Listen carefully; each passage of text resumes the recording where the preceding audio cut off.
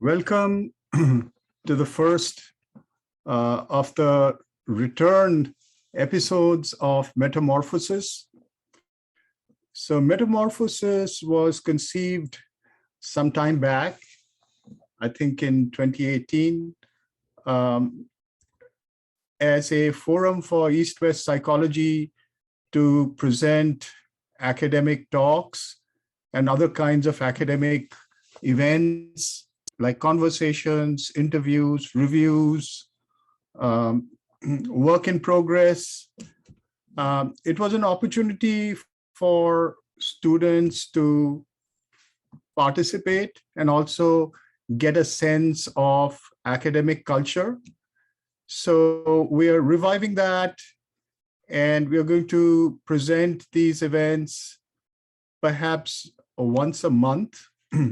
This is the first of the series, and today to set it off, to start us off, we have our East-West Psychology core faculty, Dr. Helge Osterhold, beloved faculty of East-West Psychology, who will be presenting one of his talks, which has already been published. It's been published in the Journal of Analytical Psychology. And so for those who don't know, Dr. Osterhold received his BA in Human Relations and an MA in Integral Counseling Psychology from CIIS. He got his PhD also in East-West Psychology, and he's a licensed psychotherapist in California. He maintains a private psychotherapy practice with a focus on life transitions. He's the author of a book, The Body's Code, Synchronicity and Meaning in Illness and Injury. So Dr. Osterhold is going to give a talk today, present to us on cultural complex, death anxiety, and individuation during times of populism, a dialogue between Jungian psychology and social psychology. It addresses our very special, what some people may call apocalyptic times, and the kind of experiences we are going through and how we can deal with it, what kind of answers depth psychology may have for it, and what kind of answers East-West psychology may have for it. So with that, I turn it over to Helge. Thank you, Debashish, and welcome everybody. I see some faces I haven't seen in a while. Hello, welcome back. New faces that have joined us more recently, friends, students, colleagues. Welcome everybody. Glad to be here, and feels like a conference presentation in a way, and also kind of like a fireside chat with a few fellow travelers on this road of understanding what the hell is going on in the world and what we can maybe do to position ourselves and become part of solutions rather than part of what's holding us back. So that was my intent with this paper. I'm glad to present this here. I've talked about this in a couple Jungian conferences where, maybe I talk about it with a bit of a different emphasis because the people at the Jungian conference know most of the Jungian theory in the background. So I'll be a little bit more balanced here in presenting some of the ideas for us to look at what is going on as our planet is heating up and as we're facing really challenging problems globally in the last 20 years, increasingly so, as we are dealing with increased pressures on culture, on nature, and unfortunately, we don't seem to be getting along with each other very well, we could maybe say. As we're pursuing solutions and options, there's a lot of turning against one another, whether it's nations or political parties, ethnic groups that do not seem to hear each other very well in this context that is all happening on the backdrop of Of course, climate change, the climate crisis, more recently COVID-19 as a pressure, the refugee crisis around the world, economic crisis in different regions at different times, and so I wanted to take a look at what do two theories that I find very important in understanding this say about the phenomena of both populism and polarization, and what they may have sort of shared possibilities that they might be pointing to. So I'll share a little bit about what I wrote in my paper. I'm not going to read the paper word by word, which is, more often than not what happens in academic conferences, but it can be a bit dry, so I'll go in and out and read certain sections and tell you about some other things as I show you some slides. All right, so I'm gonna share my screen here.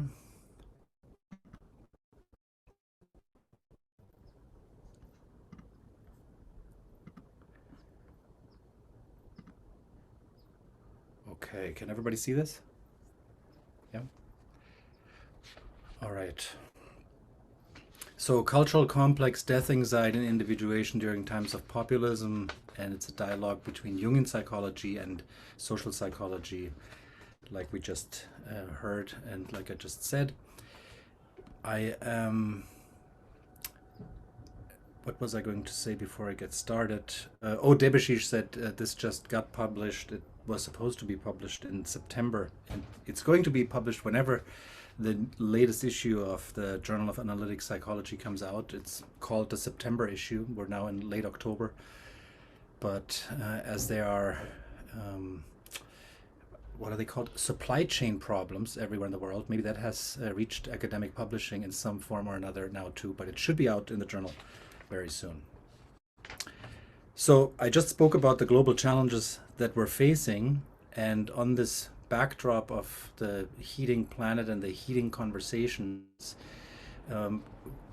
populism has been rising over the last few decades. So just in the last 20 years alone, European populist parties have tripled their votes, were elected in 11 national governments.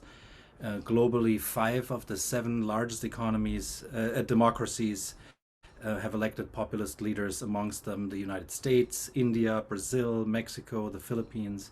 So this is really truly a global phenomenon now.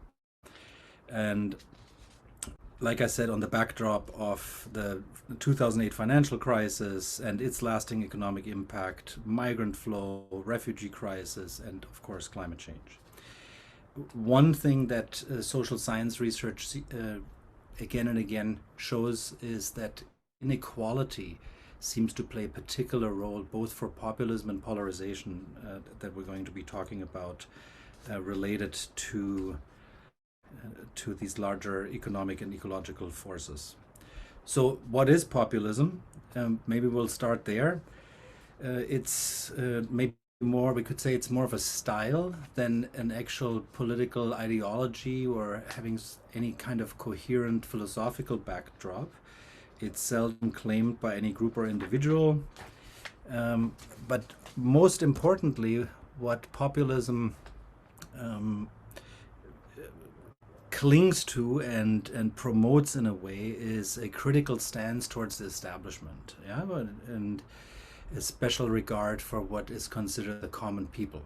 Now, what is being portrayed as the establishment, what is being seen as the common people, that differs. Left-wing parties, right-wing parties are using populist tactics, could be considered populist, having populist flavors, being populist movements, and so forth.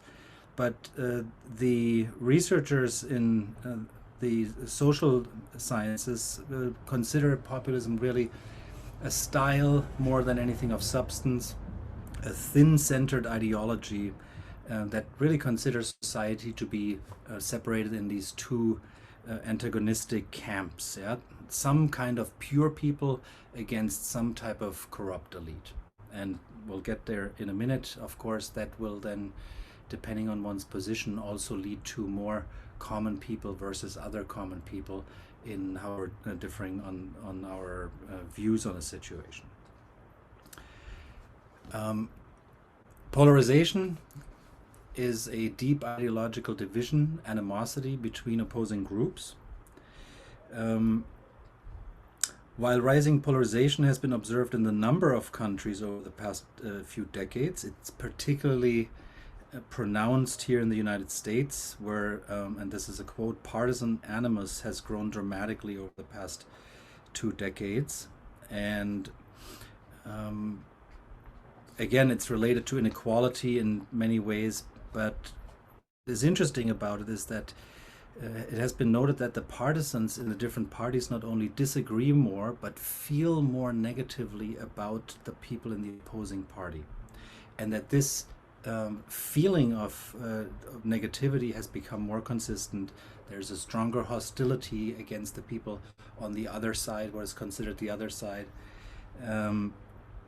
This has been relatively recent, but a rapidly escalating trend.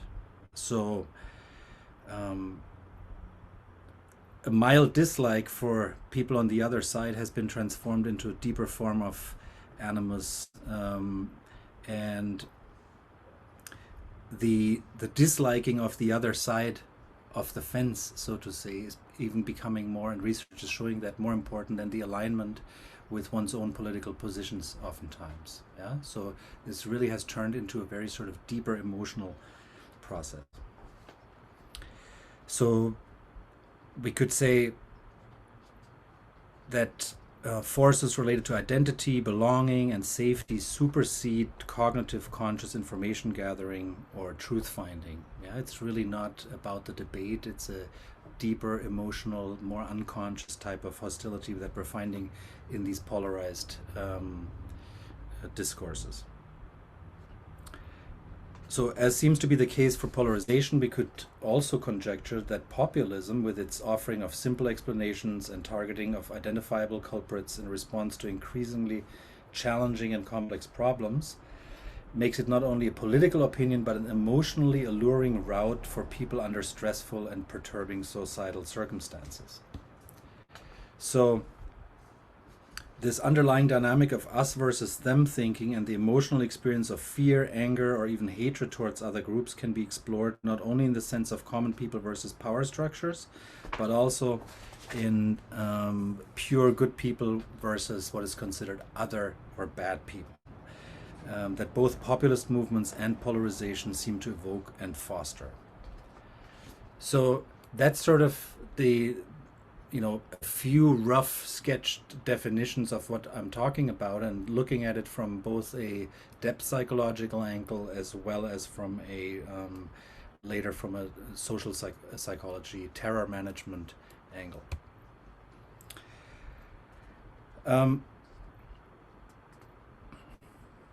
Yeah, so the depth angle, the Jungian backdrop, there are a few concepts that are important and maybe worthwhile to consider here. So I want to just say a few words about individuation first.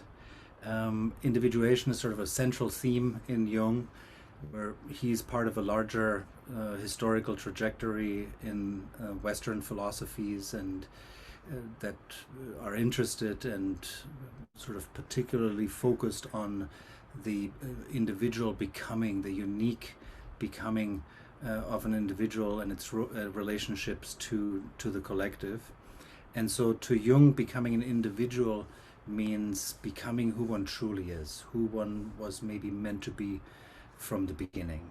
Yeah, to find one's own authentic, natural expression over the course of one's life, where one's talents, one's inclinations, one's sensitivities somehow are recognized and applied and somehow find a place in how we live our lives. So there are two developmental tasks. Jung thought about this more in a historical or developmental phases. Maybe these things nowadays happen more parallelly, it could be, but the two main tasks are developing a functional ego and a persona, which is sort of the mask that we wear in society, the different roles that we play in our lives, the ways that we meet or compromise who we are to the context of the situation. Yeah, so developing a way that we can get along in the world, that we can be liked by other people, that we can hold a job, that we can have relationships. For that, we have to compromise our being in the world and create these masks. Sounds sort of negative, but it's really sort of a different skins that we can wear in different situations. And then on top of that, once we've figured that out, at least back in the day, maybe in midlife or so, we have more space and time and liberty to look a little bit deeper or recollect the pieces that were lost along the way. That have to do also with who we truly are, with our deeper identity, with our talents maybe that haven't been expressed. Yeah. So this is sort of a recovering process also, but it's also a process of facing one's shadow, the polarities, to see the other side of what one thinks one is, what one appears one is, to look at the other side that is usually only seen in other people and that annoys us and bothers us in other people, to sort of do this inner work of introspection and seeing that these other sides of polarities oftentimes live in ourselves in some dormant form, or in some potential, or in some repressed form in some way too. And so by doing this kind of work increasingly, by becoming conscious of what is unconscious, to slowly develop a deeper relationship to the the archetypal ground, the deeper ground of what Jung considers the self, the soul, in which more of our true nature and this sort of range of possibilities lies. So individuating means not a sort of navel-gazing pursuit of who am I and what am I here to do only, but by doing this inner work, we're actually individuating into relationality. We're individuating into in a different form of communion, we could say. Here's a quote from Jung where he says, "This widened consciousness is no longer that touchy, egotistical bundle of personal wishes, fears, hopes, and ambitions which always has to be compensated or corrected by unconscious counter tendencies." So the unconscious sort of, if we're in touch with it, if we are relating to it, can be a sounding board, a pointer at times to reflect back to the conscious mind of where we might be imbalanced and so forth. Yeah? Instead, it's a function of a relationship to the world of objects, bridging the individual into absolute binding and indissoluble communion with the world at large. So this is beautiful in a way, by truly finding out who we are ourselves, and the parts that we like but maybe have been not accepted by our family or culture, as well as the parts of ourselves that we don't like and that we'd rather not have, but that are maybe still part of our identity in some way. That by doing that, not only become we more authentic and more whole in a way, by doing that we also are able to relate to others and to the collective in more of a way of communion, actually, in more of a way of authentic, participatory type of relationship. So in order to do that, we have to individuate from the collective, yeah, to be able to merge into this. It's not a merging into a union, but a union born out of true self-knowledge and authenticity in Jung's understanding. So first we have to individuate from the collective and differentiate ourselves from what the group, whether it's our family, our peer groups, society at large, maybe pressures us to be, expects us to be, wishes us to be. That we have to find our way to fit in, but also not to lose what our essence and our individual style is in all of that.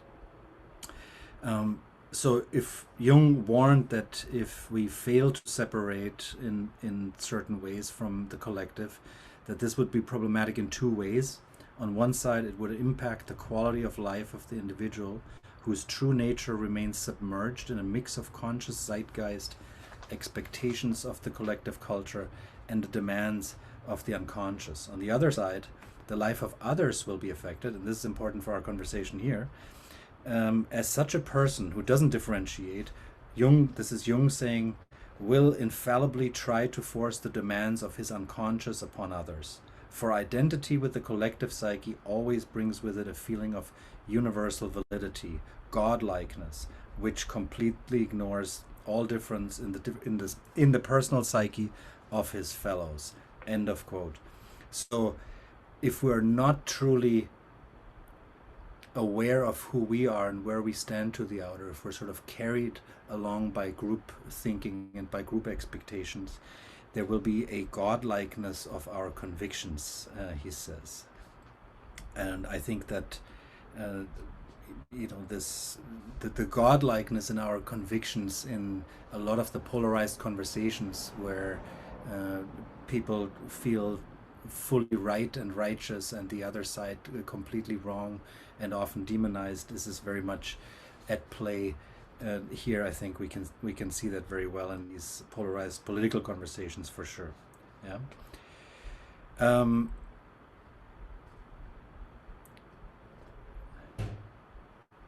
So here I say, however, besides the undifferentiated conviction of the validity of one's views and the twin phenomenon of affective aversion that we talked about before, what exactly is being considered bad, threatening, or destructive in members of the other side, besides being a political opinion, can be looked at more closely through the lens of shadow projection and insufficient individuation. Maybe the idea here is, maybe I'm seeing the badness in you because I'm not in touch with that quality in myself.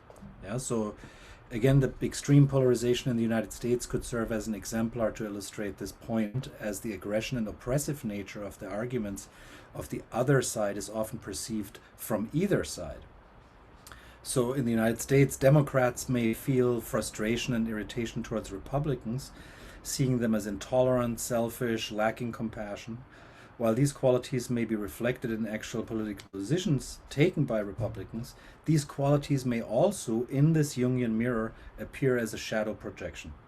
A Democrat may be victim to their own shadow in not recognizing how their stance towards Republicans could be a projection of their own intolerance, narcissism, and lack of compassion. And on the other side, a Republican may feel fearful and spiteful towards Democrats, perceiving their political claims as a threat to identity and a way of life, and judging Democrats as selfish, aggressive, inconsiderate, all of which again could be seen as a shadow projection and reflection of disowned selfishness, aggression, and inconsideration. So likewise, the judging the bleeding heart liberals' consideration of marginalized or oppressed groups as overly sympathetic or weak, a conservative may be projecting in defense against their own shadow of their own disowned and unexpressed neglected compassion. By doing the difficult and painful labor of such introspection, one can face and possibly reclaim shadow aspects of oneself, be humbled by confronting them, less prone to projecting them onto the other side, and look with less emotional charge and aversion at their positions. Just this element of shadow work alone seems relevant for possible diffusion of the harsh emotional climate in polarization dynamics. Yeah? If we can look a little bit closer at what exactly am I judging the other side as, and then see, is there a little bit of that maybe in my own position or in my own going about this? And if so, can I not push that away, but maybe be humbled by it, that I'm also fallible in certain ways, that I too have these qualities, and then can we maybe have a less charged conversation, a less of a demonizing of the other side, and all the rest of it. So Jung says it is unfortunately only too clear that if the individual is not truly regenerated in spirit, society cannot be either, for society is the sum total of individuals in need of redemption. Yeah, this might not be everybody's kind of language, but I tend to agree we all need a little redemption here and there.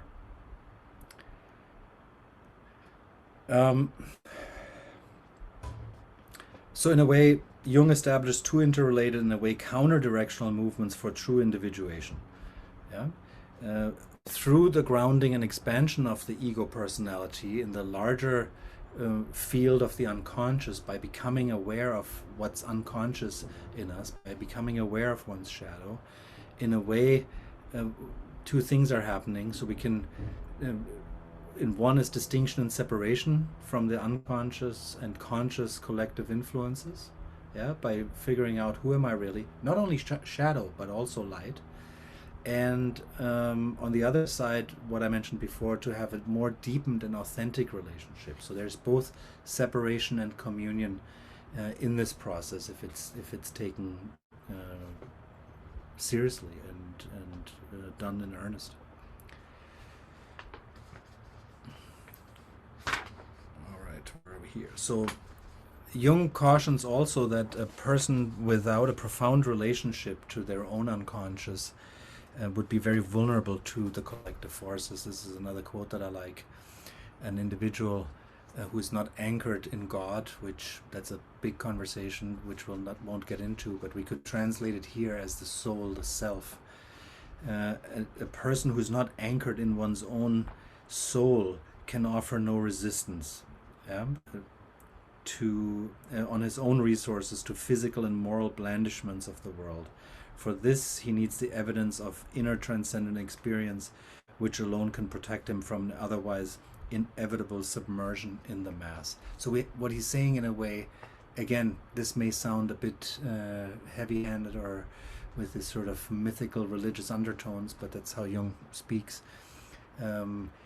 But if we think about it, somebody who doesn't truly know themselves, who's not anchored in a deeper sense of who they are, we could call that, we can look at that as shadow work and things like that. But somebody who doesn't know themselves in their deeper being, in who they really are, can be easily swept away in mass thinking and mass movements and so forth.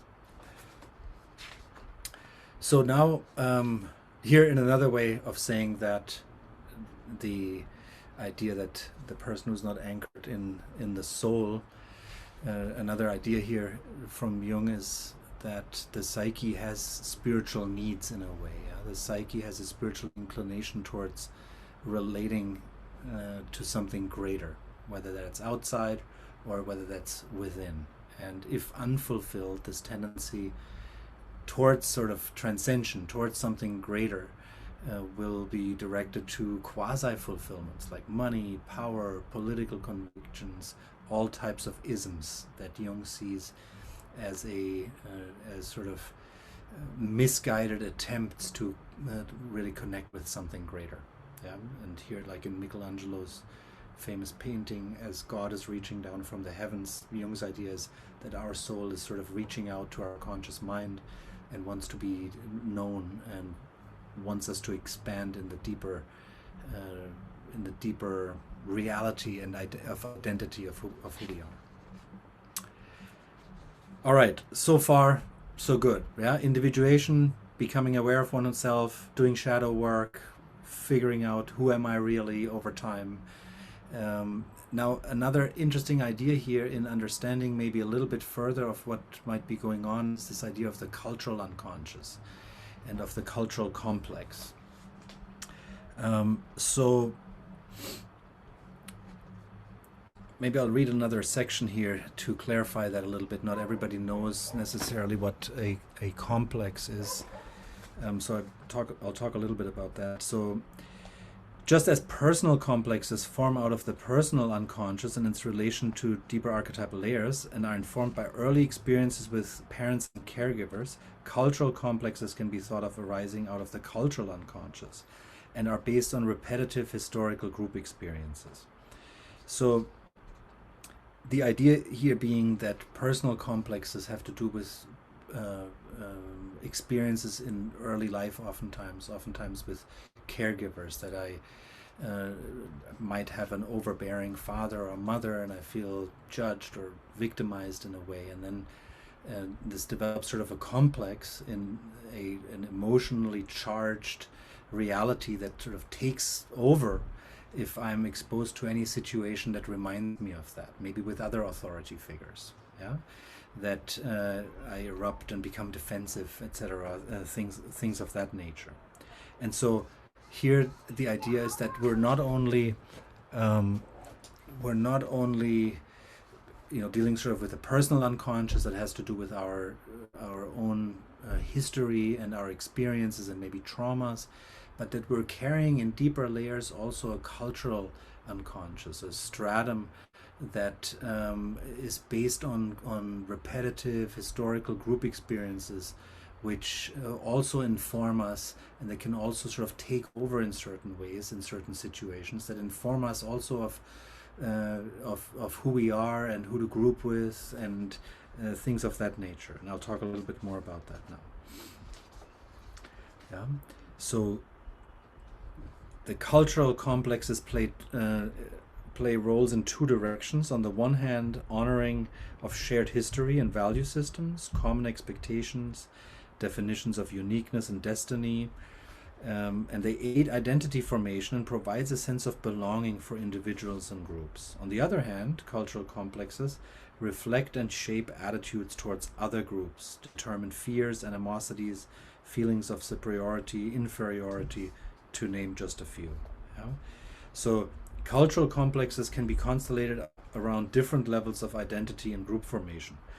From national, racial, ethnic, religious, gender character, to social identities like sexual orientation, political association, ability, disability status. And they include conscious and unconscious elements and sort of inform a conglomerate of thoughts, emotions, and behaviors that could be referred to as a collective mentality of sorts. So these cultural complexes also seem to be playing a role in this us versus them thinking by somewhere in the background telling us who we belong to and how to relate to other people, just by sort of not just repeated exposure in media and so forth, but also in older lived experiences of our culture, of our ancestors, previous generations that have formed identity in relation to other groups based on that.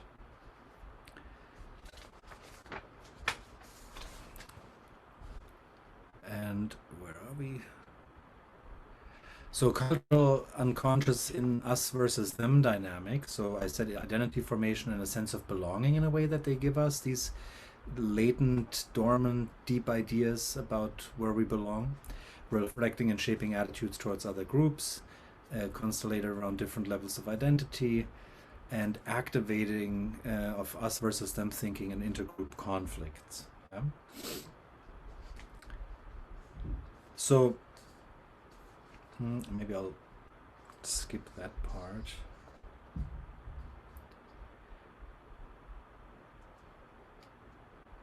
Or maybe this makes it maybe more clear. I think this is important to imagine how this could be playing a role. So, like I said, there's a self-referential and an other referential aspect to to a complex that can be activated, like in certain situation, which is quite different from the regular consciousness of the individual. And so, to give an example, like I said before, on the one side of a complex could be a person self-identified as a victimized child, feeling hurt, wrongly accused, unloved, etc., based on their personal experiences growing up. On the other side of the complex is the other identified part that is projected onto another person, which in this case might be towards an abusive, bullying father who's seen as cruel and unjust, dangerous. Yeah. So whenever the complex, this sort of thought, feeling memory is activated from these childhood experiences, the person might, in a sense, regress to the old experience of the self as feeling victimized or looking at the other as an abuser. Yeah, so we're sort of getting taken over by old states that come back. So cultural complexes are working in similar ways, yeah, and are thought of in similar ways, in that collective historic experiences of a group are stored and interact with the conscious attitude of individuals and groups in similar ways. So similar to being in the grips of a personal complex, under the influence of a cultural complex, people and this is Kimball saying this, literally cannot see one another for who they really are. So if we give another example of that, so in the returning to the polarized dynamics in the contemporary United States, for example, certain cultural complexes related to the Puritan heritage may be at play, is what some writers have been wondering about. So the Puritan sensibility to be a divinely chosen people, sheltered in predestined goodness, and tasked with pursuing the good and rooting out imperfection rather than seeking the truth, appears to be a psychocultural endowment carried forward through the generations, consciously and unconsciously, in the American psyche, in a way. Yeah, this is sort of how it started, how it progressed. The idea of being a chosen people, sheltered in goodness, tasked to root out imperfection in some ways. And so I'm speculating here, and other people are speculating that it is visible not only in American tendencies like exceptionalism, superiority, domination, greatest country on the earth, of over what is perceived as another, in some way unholy, bad, impure, less than, and that found its most cruel historical manifestations in the treatment of indigenous people and people of African descent, of course, but can also be uncovered maybe in other contexts within the United States. Yeah, so the familiar battle of good versus evil that might somewhere in the shadow, might be lurking in the unconscious of pure versus impure, may now also be expressing its feverish conviction in the political arena within groups of shared cultural or ethnic background.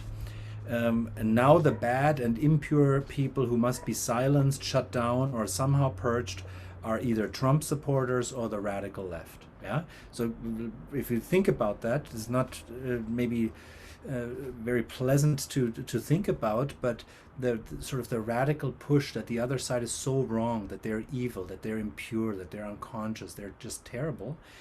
Could this be potentially sort of a leftover of the sort of the Puritan idea of being the chosen people and having the right or the divine task in some way to be the asserter of that kind of truth? So cultural complexes unconsciously forcing or energizing the polarization debate or the jumping on populist bandwagons, that's here another important idea, I think, to be worth to be considered. So let's go to take a big jump. Maybe some people are actually surprised that Jungian psychology and social psychology can be in the same paper because they have so little to do with each other on the surface. But I think that particularly this sub-branch of social psychology, terror management theory, has a lot of interesting things to add. And while the Jungian perspective provides depth and richness in a way, and in sort of the deeper dynamics in the psyche, terror management can really offer us a little bit further here, a little bit more information and more insight that I want to consider. So, inspired by the work of cultural anthropologist Ernest Becker, his conceptualization of the role of mortality awareness in human culture-based activity has postulated and supported through hundreds of research studies. The way in which unconscious mortality awareness and death anxiety plays an important role in these in-group, out-group, us versus them dynamics. So in Becker's theory, which draws from a variety of philosophical sources and builds upon the psychoanalytic work of Freud and Otto Rank, the uniquely human juxtaposition of being aware of one's own mortality and driven by an instinct for self-preservation creates this fateful inner ecology. And Becker says the idea of death, the fear of it, haunts the human animal like nothing else. It's the mainspring of human activity designed largely to avoid the fatality of death, to overcome it by denying in some way that this is the final destiny for man. So to defend against death anxiety based on this theory, and we'll get into the research around it in a minute, people must believe that some valued aspect of themselves will continue, either literally or symbolically, after the cessation of their biological body. So we have to believe, here's the something greater again, we have to believe that we're part of something greater that will persist, and that potentially buffers us against this anxiety, or the awareness of our mortality, and the anxiety that unconsciously in the background somewhere triggers. So immortality, or the idea of immortality, of belonging to something that will last, is a protection against death anxiety in this theory, with two main mechanisms. One is the belief in and commitment to the validity of one's cultural worldview. So the belief and commitment to the validity of my culture, my worldview, my group that I identify with. And then the second one, also really important, the belief that I'm meeting the standards and expectation of this cultural worldview. Social psychologists, that's what they refer to as self-esteem. Okay, so believing in my culture and its validity, and believing that I'm a valuable member and I'm meeting the standards and expectations of my group. That together seems to buffer people and give them a sense of transcendence, we could say, of being part of something that lasts, that is greater than the daily struggles. Now let's look at what the research says. So, we could say this is a nice theory, interesting idea, but has this been tested? Is there really such a thing as latent death anxiety? And the answer is that for the past 30 years, there have been over 500 international studies that have investigated how two things: when they're making a research subject very subtly aware of their mortality, how that has an impact on their commitment and adherence to their culture, and on their self-esteem. So when you remind people of their mortality, that has an impact on their commitment and the defense of their culture, and on their self-esteem. And we'll see a little bit more now how that works. So in these studies, they have two groups. They have the participants and a control group. People don't know which one they're in.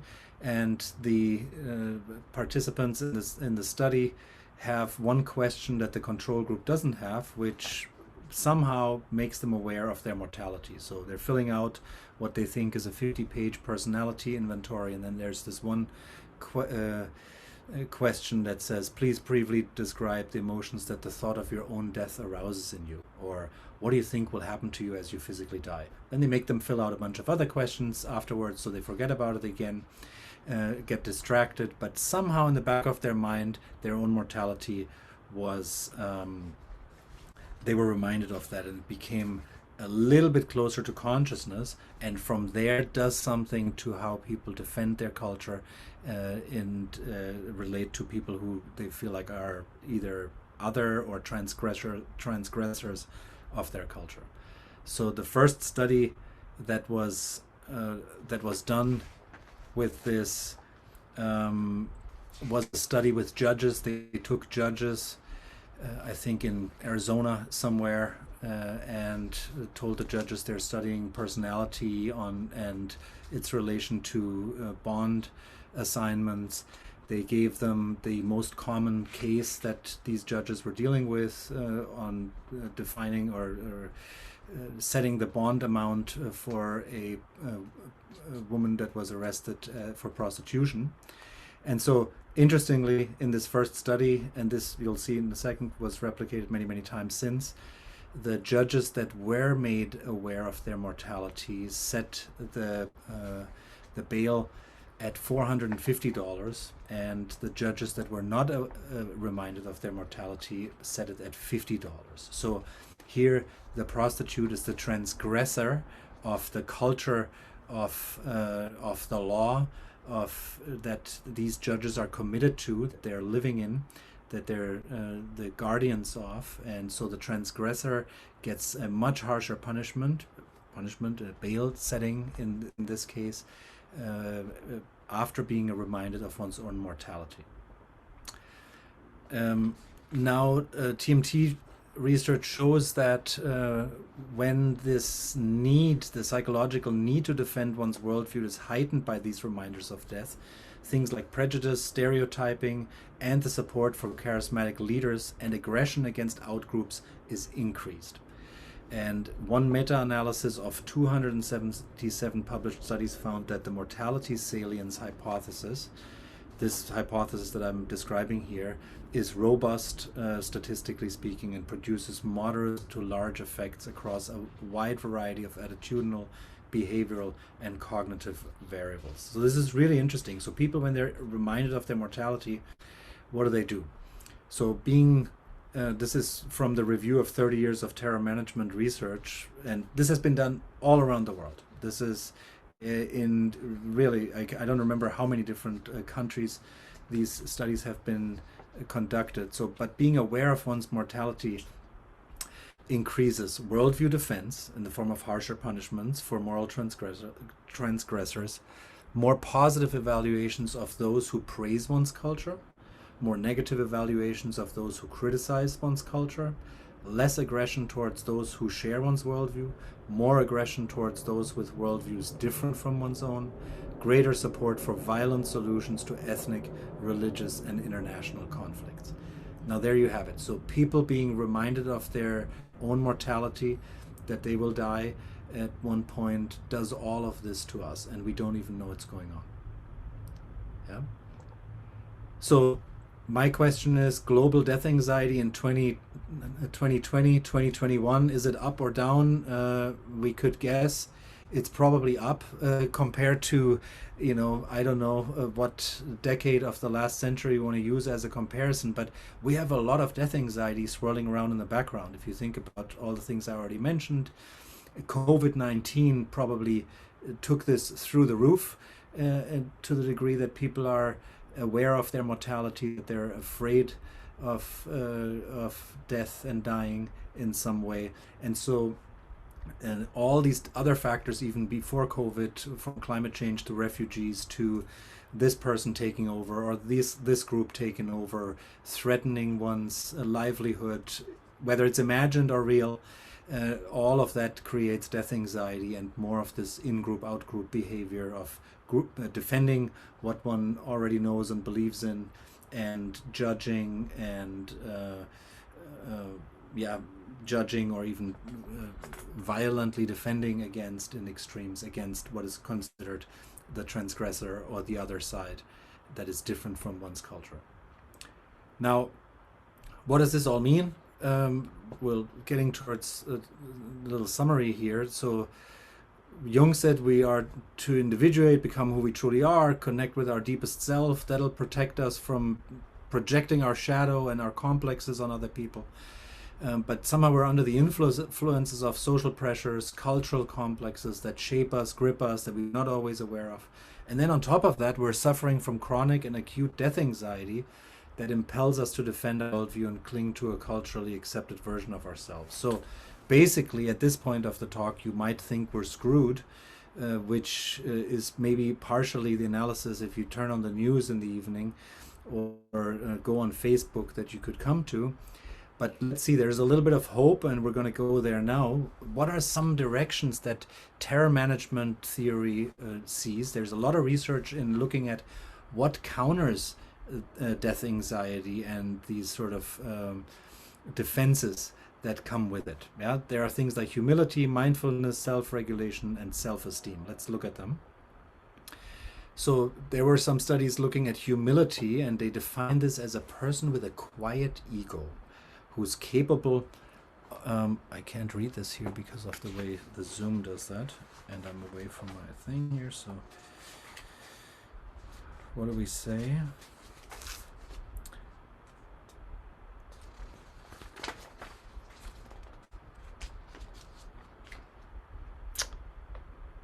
All right, so can you read it? If you want me to, if you can't. Yes, okay. Please. A humility person with a quiet ego who is capable of tolerating an honest look at the self and non-defensively accepting weakness alongside strengths. That's right. Thank you. I have part of my Zoom sharing blocks all that out. You have to be prepared for that, which I'm not right now. So thank you for that. So also a person with humility and with a quiet ego can take an honest look at oneself tends to be more sensitive and feel more connected to forces larger than themselves, whether that's God, humanity, nature, the cosmos, and has a willingness to accept the self's limits and its place in the grand scheme of things. That's how they looked at that, social psychologists. And what they found was that people who have taken this kind of, have this sort of attitude towards themselves that is balanced in a way and that is embracing being part of something greater in a way, that this kind of humility is associated with lower death anxiety and is associated with lower cultural worldview defense.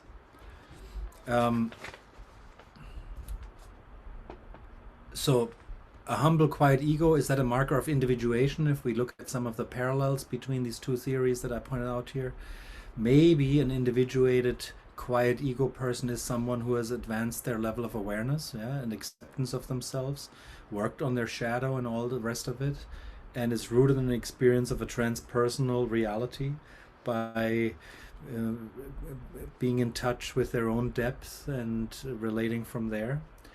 Would an individuated person who has really done this type of inner work have lower death anxiety, be less vulnerable to destructive in-group, out-group tendencies, shadow projections, constellations of cultural complexes?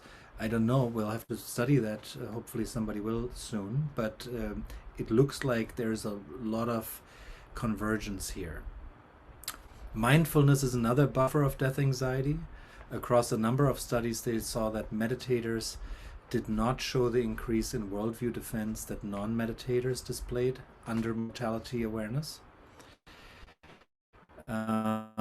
So is there common ground between meditation practice and individuation? You know, being clear that there are many different traditions of contemplative practices and meditation practices, and there's of course great differences between any of those practices and the inner work that depth psychology fosters.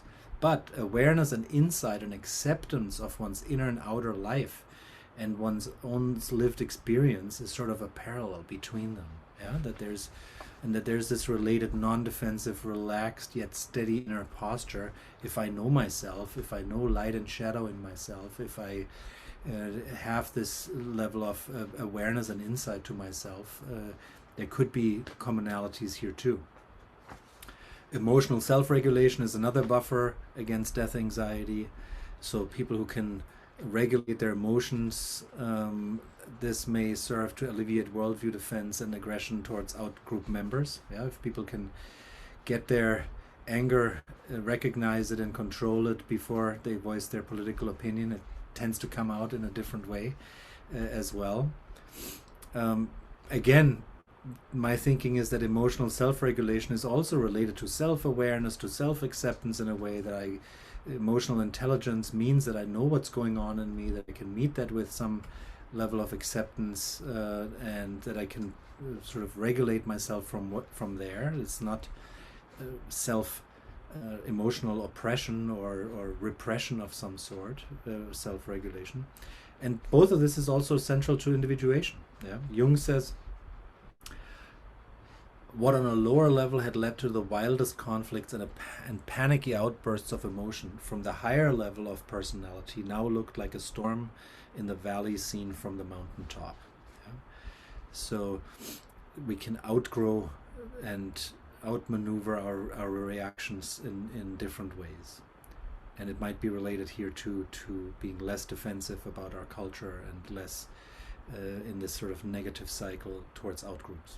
Self-esteem is another buffer. Boosting self-esteem, feeling like a worthwhile member of one's culture, is also found to protect against the effects of mortality salience. Yeah? Individuals who have a high self-esteem, and not who think of themselves that they're great, but they feel like a worthwhile member of the community, are much less susceptible to worldview defense than individuals with medium or low self-esteem. That's one that I want to think about a lot more. What does that mean?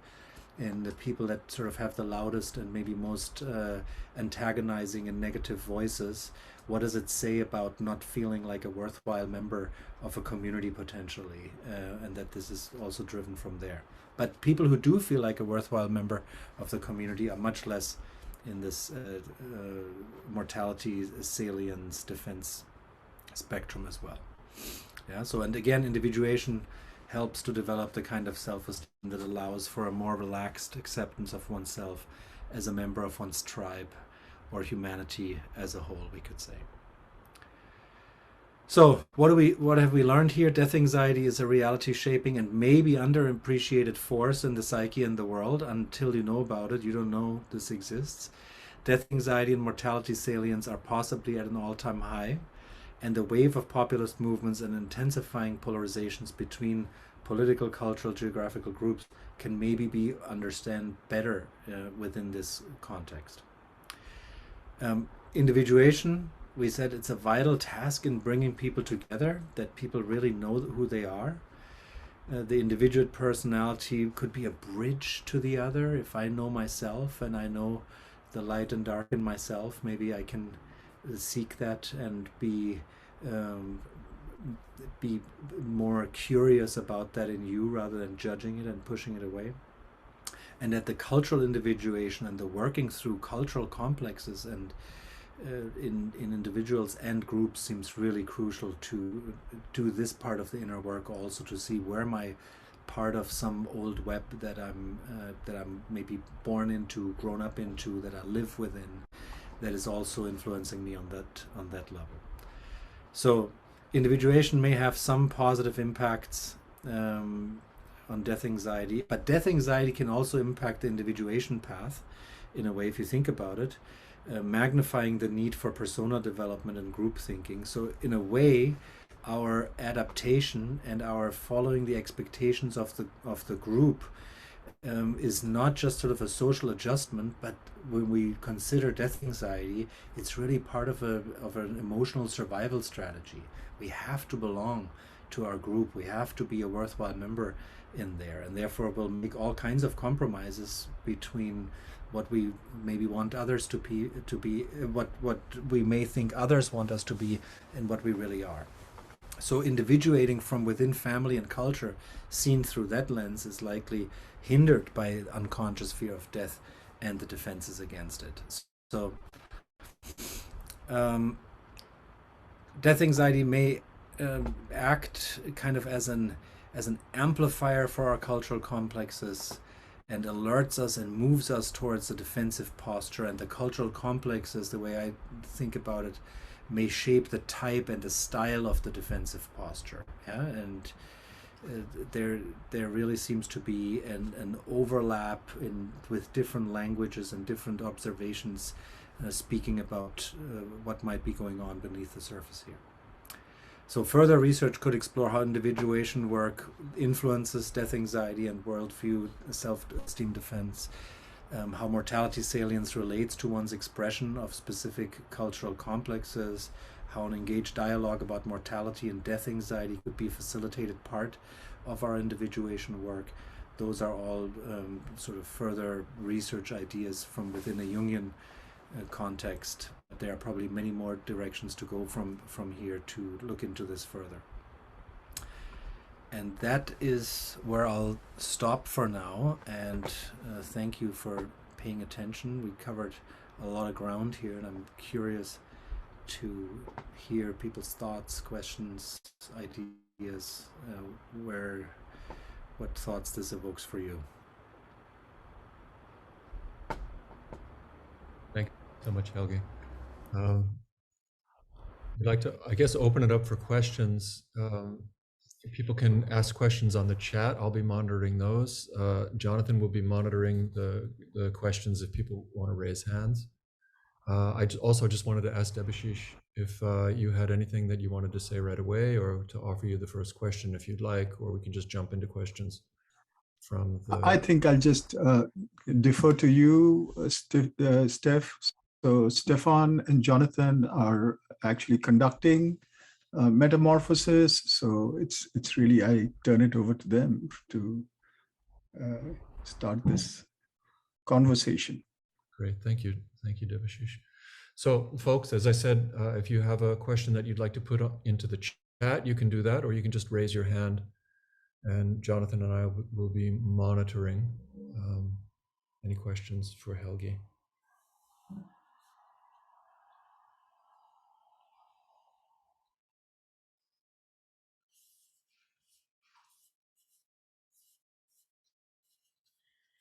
I do know, Helge, while we're waiting, one of the things that was coming up for me, especially while you were talking about Jung, was the idea of the tension of opposites and the necessity to hold that tension as long as you can so that the third thing appears. And I just kept thinking about this in my own quandary over these issues, because I definitely fall victim to them myself.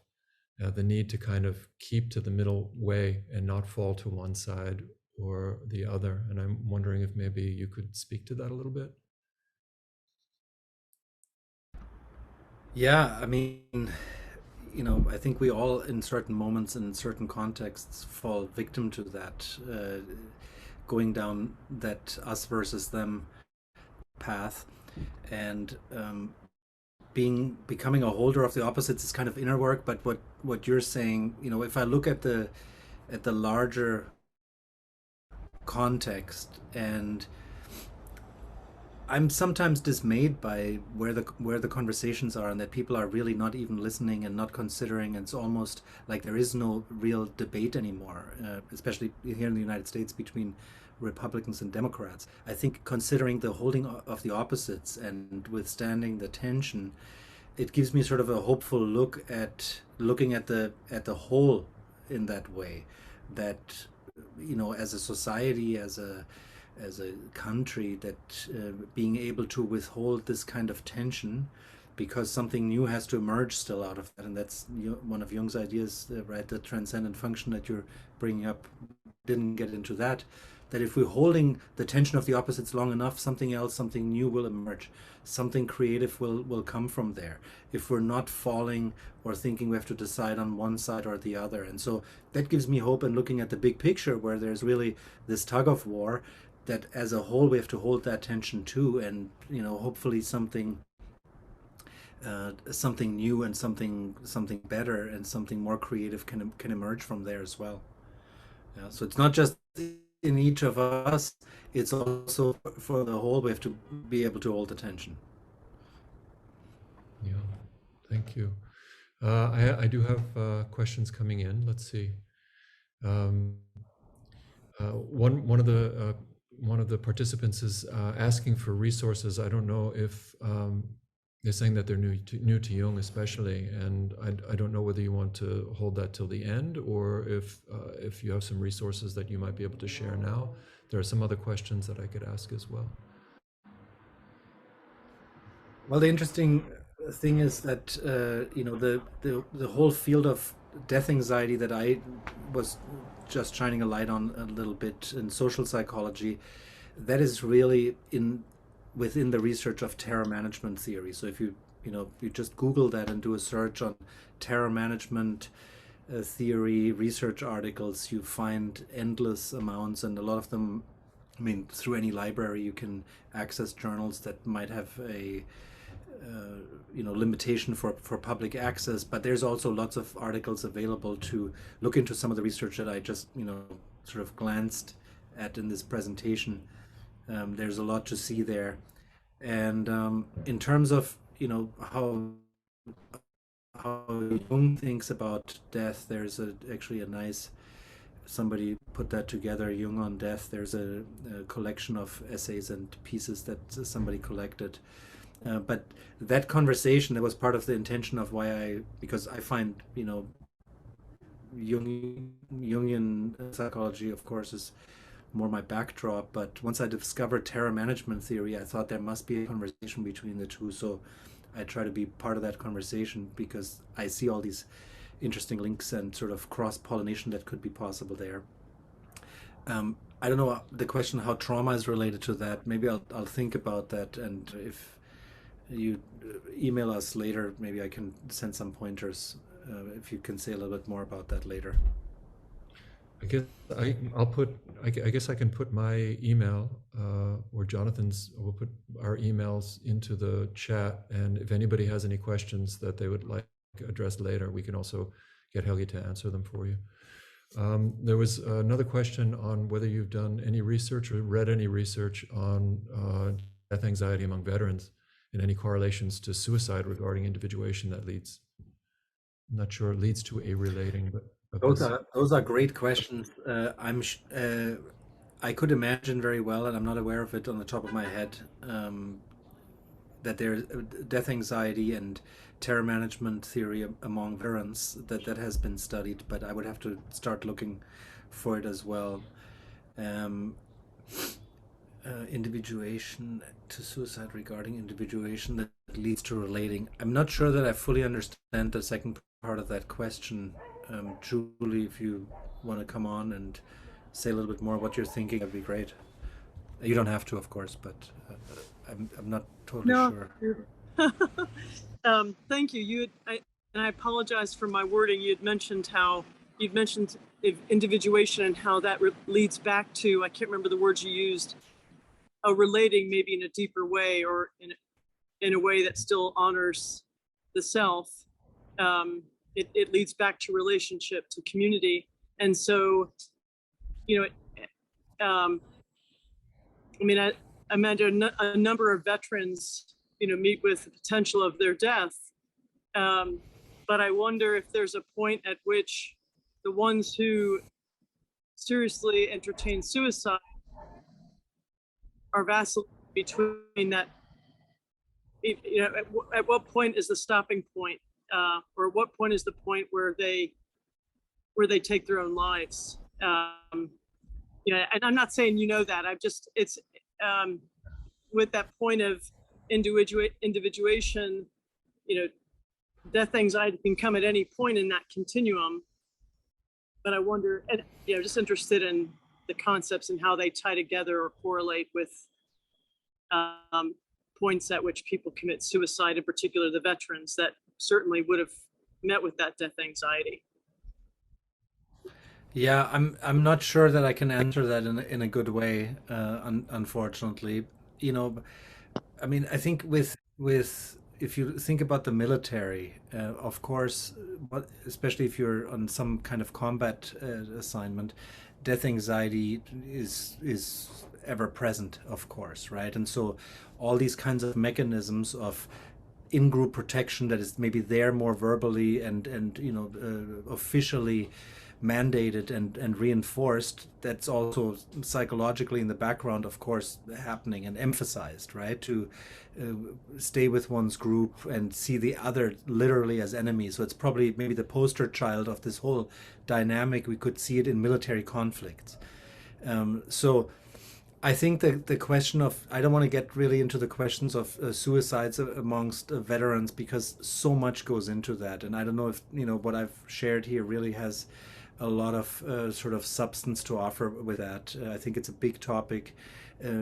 Trauma research, I think, can say more about that, but also, of course, unresolved PTSD that can lead to depression and suicidality, clearly, and as well as social structures that, and social systems that do not provide, the kind of support and healing that folks need coming back from those kinds of traumatic experiences. So, but I don't think what I did here has much really to, at least not how I can think about it right now, to offer to answering that. So it's my long-winded way of saying I don't know.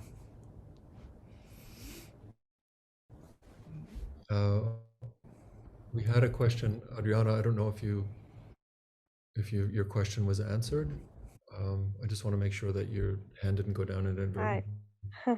Thank you, Stephen. No, I was just thinking, maybe I should wait.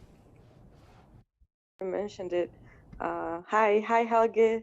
Yeah, Hi, thank you Adriana. for share. Yeah, thank you for sharing your research. It was really good to hear all those ideas. And my question is, because I'm very interested in the idea of individuation and the way you brought it. And sorry that I lost the beginning of it, so I don't know if you did address it in the beginning, but I was thinking more from the perspective of what you studied from Jung and his ideas on individuation, if there is any sort of like correlation that he would link between the process of individuation itself being almost like a training on dying in a more abstract and metaphorical way, when a certain reality or a certain identity dies, so you can continue maturing and improving, and how that can correlate to the fear of the physical death and the more less metaphorical side of death. And there is any link that Jung makes on that, or in your own perspective, if you'd link that as well. That's a great question.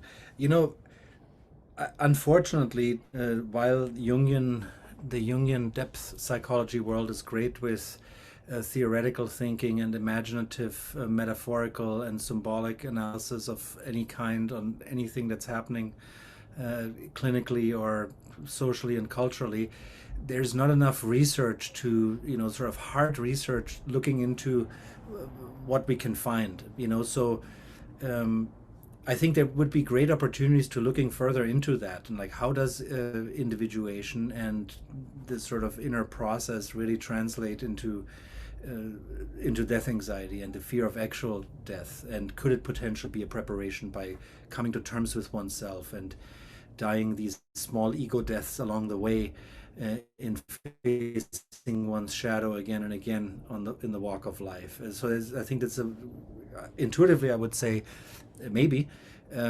probably, but I think this would be really great to research these types of things more. And one thing that I think Jung talks about in terms of death and death anxiety is that, one of the things that was very important to him was the realization that the psyches, and this was, 80 to 100 years or something ago, an early kind of neuroscience materialist wave that we're very much in right now, that the psyche is not confined by time and space necessarily, right? And so the whole conversation about synchronicity and precognitive sort of parapsychological things that a lot of people experience in their lives that are unexplainable in a materialist scientist type of paradigm.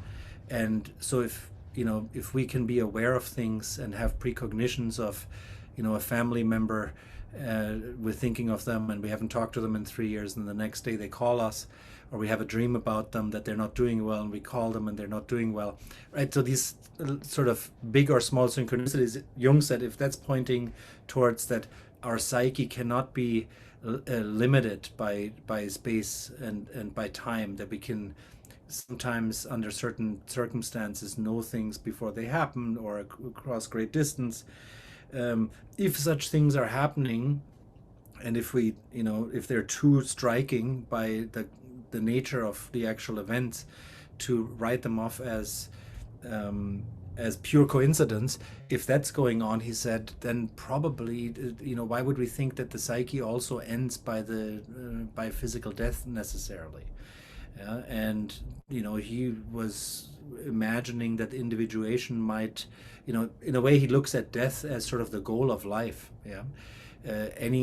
I think he has this metaphor somewhere of an arrow that is shot. Part of the trajectory of the arrow is where it arrives, where it lands in the tree, and why that's the goal of where it's going. You shoot the arrow, and where it's landing, that's its goal. And so he says that seen in that way, death is also the goal of life, potentially, and maybe it's sort of in some way the crowning achievement of our life, to live to that very point and to transition into whatever comes next, without getting into those kind of speculations now. So he talks about it in that sense, and he sees the confrontation with death as sort of a late life important developmental step, the coming to terms with that, and to seeing what the unconscious has to say about it, and in his observation and having analyzed who knows how many thousand dreams of people, some of them dying, in his observation, the unconscious in the dreams that people have before their deaths is not very worried the way the conscious ego is about death. And so he speculates without going too far with it, but sees that also as not only as part of life, maybe as the goal of life, and maybe something we are overly worried about from this sort of smaller ego consciousness that we're living our life in most of the time. Thanks a lot, Helge. So much food for thought. Really great to have you talking a little more about it. Thank you. Thank you for the question. Thanks, Adriana. The next question, Helge. My intuition tells me that if individuals realize that they will die, they let go of the trivialities, in quotes, of life and have greater understanding and compassion towards themselves and others. Your comments on global death anxiety prove the opposite. For example, the judges who raise bail amounts when they're reminded of their own mortality. I thought I heard you say that there is no explanation of this. Is there a prevailing theory on this? Okay. So, I think your intuition that if individuals realize they will die, they let go of trivialities. That's probably true, and a lot of the research that's coming out of hospice care and palliative care will say that. But not everybody. Some people cling to the trivialities until the very end. So that's one thing. But the other thing that I'm thinking when I read your comment is also that often happens when people know they're dying, and there's sort of an acceptance that they're dying. And I don't think that we're doing that. If you think about global warming, for example, I think there's a great defense against that, and a denial of that, and clinging to other hopes and different stories, and so I think this also reminds me of somebody, the work of Joanna Macy, for example, and the work that we connect, and how can we become compassionate caretakers of this earth in this really crucial moment. And one of the things that she says is we have to accept the reality and feel the feelings of grief and overwhelm that come with that first, in order to act in a different way than we're acting maybe right now. I'm not sure if that I'm representing that exactly correctly, but that's sort of what I'm taking away from how Joanna Macy talks about it. And I think culturally, and this is broad brushstrokes, complete exaggeration, but I don't think we're at a point. I don't think that's where the conversation is at overall, even with all the reminders and daily horrors of how much time we have and how many degrees more can the temperature rise by when. Even with that, we haven't accepted this at all. So we're not like the dying patient who can forgive everybody and doesn't care about the trivialities anymore. We're more of the patient, if this metaphor works, of the dying patient on this planet, for example, who still thinks there will be some miracle cure and will all jump out of it. So maybe we would need to have more of what you're suggesting here to look in earnest at each other, ourselves, and step forward from there. I don't know if that answered your question.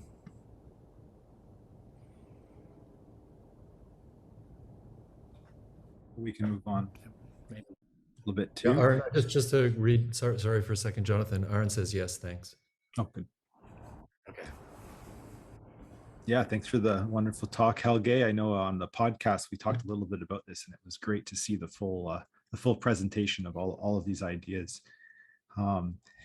Lopa has a question. She's asking, how do you depolarize a person who is not listening or open to a different worldview? And this relates to something that was coming across my mind as well, which was sort of the problems of not only language, but how we use language.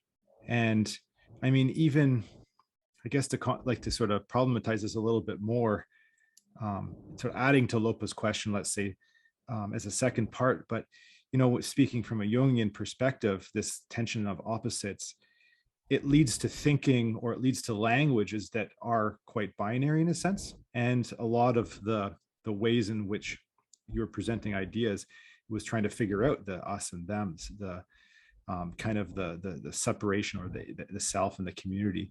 And I'm just wondering if you could share some ideas on how that sort of, this kind of a structural essentialization that we use in our language, how that is sort of keeping us where we are and keeping us polarized too. So maybe I just sort of added a second part to Lopa's initial question, but some thoughts. Yeah, great questions. And hi Lopa, by the way, nice, thanks for coming. I love that you guys are asking them, and they're big questions to throw at me here. How do we get out of that? So Lopa's question I want to answer first. How do you depolarize a person who is not listening or open to different worldview? I think the Jungian way of answering this is maybe the only person you can depolarize, if you're lucky, is yourself. And so, you know, when you're in a polarized, I imagine, and I know this also in my own experience, if I'm in a polarizing kind of conversation with somebody who doesn't seem to be listening and who doesn't seem interested, so the one thing, I can either try to push against that with more information or different arguments, and that doesn't seem to work in some way, or I can see how I'm myself part of the polarity right now, and that I think I'm right and I'm righteous in some way, and that I'm not hearing the other person either, that I'm not considering them either, that I'm thinking they're misguided, misinformed, stupid, whatever it might be. And so a first step could be to stepping back from that, and it's like, okay, what's my inner job here? What am I judging the other person as? Can I see the other person as another human who's struggling, who's feeling death anxiety, who is defending their cultural worldview and their self-esteem here? If I can keep all of that in the back of my mind, if I think this is a brother, this is a sister, this is another fellow human here just trying to survive, be a good person, believe in something greater, and they're connecting to that. Maybe I don't have to be as strong of a part of the polarization. Maybe I can be curious and it's like, tell me what you're thinking about. What worries you about this? Why do you think this is going to be the better way of going about it? You know, if I can come in with more of an attitude of curiosity and compassion, because I know that as they're caught in the dynamic, I'm also caught in the dynamic in a way, maybe there's some possibility. And it's not always possible, of course, but I think if anywhere, the beginning is always inside and with oneself. And that's, you know, maybe a big task and a daunting task, but I don't know if there's another way. And this inner work and realizing, realizing that we're all, caught in these dynamics, whether it's cultural complexes or with this kind of worldview defense through death anxiety, that we're always part of it. Any conversation that gets you riled up, something is happening, something is being triggered in some way. Every time you feel like you're very right and they're very wrong, something is being activated, and you might be very right and they might be very wrong, and it's that might still be true, but I think we can only look at ourselves in that way, and then maybe have a softer and different conversation with the other one that has more curiosity and less judgment, and less of a distancing that is inherent in that. So one thing that they found, I didn't get into this, it's in the paper, one thing that they found, for example, it can also be helpful with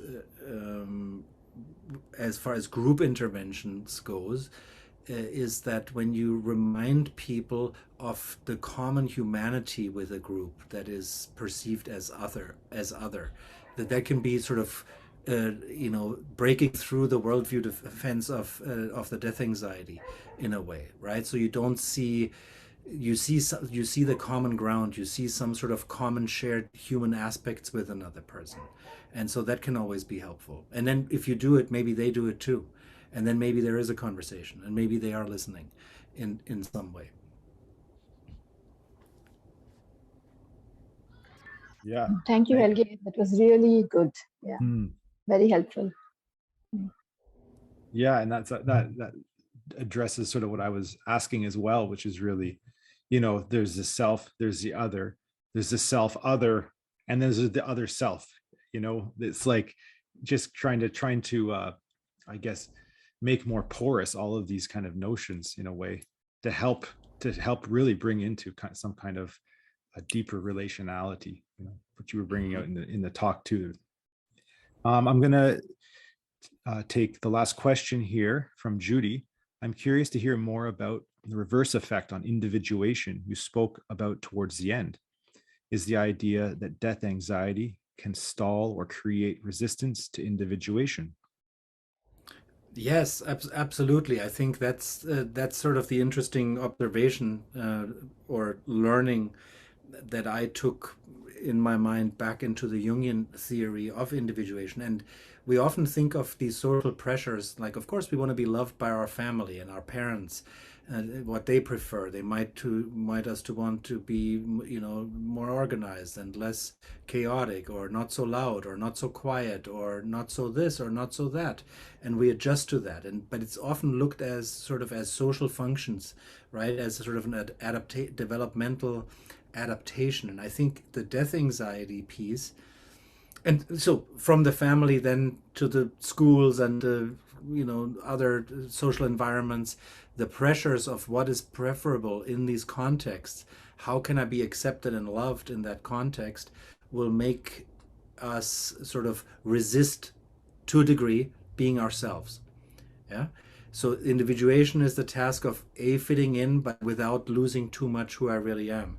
And if I fit in enough, maybe increasingly over one's life, lean further and further into my true identity, into my true sort of essence, substance, style, and all of that. And now when we bring the death anxiety into this, we can sort of look at even a deeper level of all of this, our inclination to huddle and to belong and to be part of and to feel like a valuable member of something, not just as sort of a relational, social, emotional piece, but almost like a survival strategy. And so I think in considering that, we could see that the death anxiety will actually work against us being truly who we are if it's evoked, because we have this deeper need to belong to something greater and to something that lasts and be a valuable member in there.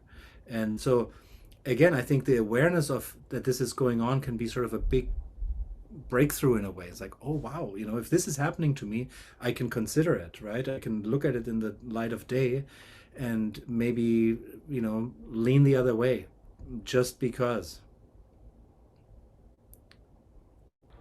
Hi, Helge. We got one more question that came in. I'm wondering if it's okay. We're just past 7:30. Would you like to take one more? Or Sure. Okay, so the person writes, I was surprised with research that explored whether beliefs about the persistence of self also affect fear of death by examining cultural groups with different beliefs about the persistence of self.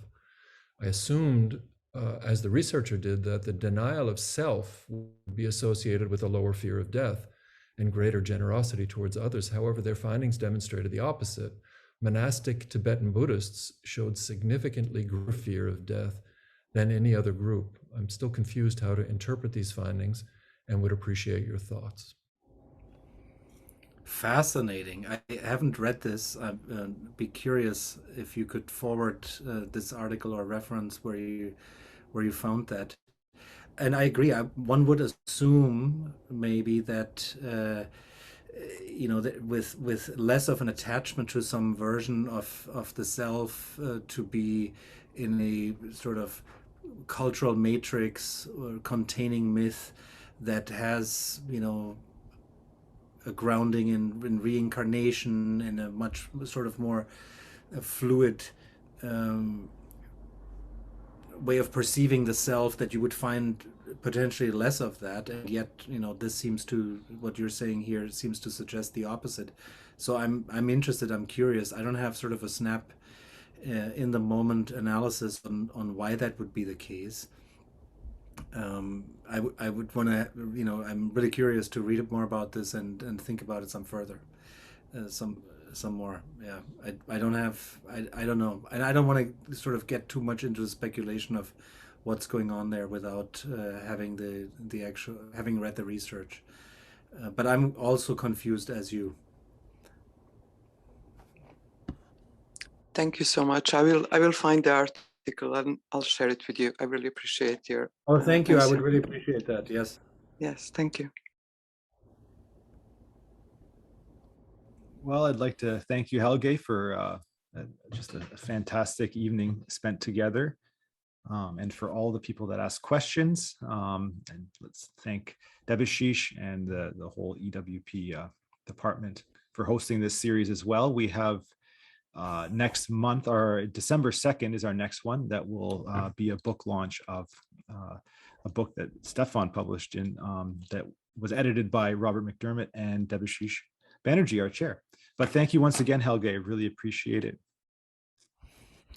Well, thank you. Thanks everybody for coming. Nice to see you all who showed up here, current students, former students, calling in from all kinds of places. That was my pleasure here. And yeah, thanks for having me. And also, I just saw a question there from Sarah. We will be posting this in the EWP YouTube channel.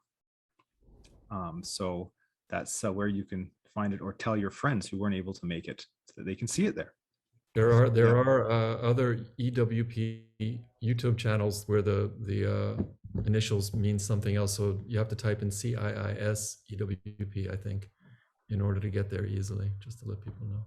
Oh, and if you, maybe last thing, if you want to read the paper, it should be published any day now. They don't know why the production is taking so long for the whole issue 4 of this current volume of the Journal of Analytic Psychology, but should be there in a few days or weeks, whenever the supply chain